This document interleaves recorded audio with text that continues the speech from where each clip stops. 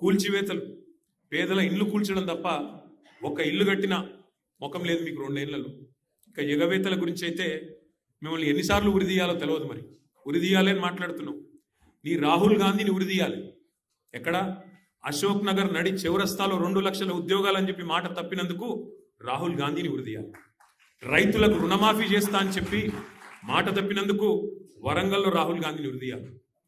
బీసీలకు 42% రిజర్వేషన్ అని చెప్పి మాట తప్పినందుకు మీ నాయకత్వాన్ని, కాంగ్రెస్ నాయకత్వాన్ని, రాహుల్ గాంధీని, రేవంత్ రెడ్డిని కామారెడ్డిలో ఉరిదీయాలి. ఉరి తీసుకుంటూ పోతే 420 హామీలు ఎగ్గొట్టినందుకు 420 సార్లను నీ 420 కాంగ్రెస్ పార్టీని ఉరిదీయాలి.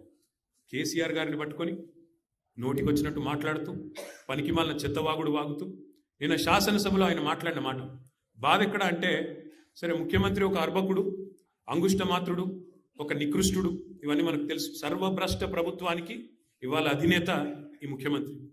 సర్వభ్రష్ట ప్రభుత్వం ఇది. ఈ రంగం ఆ రంగం అని కాదు, అన్ని రంగాల్లో అట్రఫ్లాప్ ప్రభుత్వం, సర్వే సర్వత్రా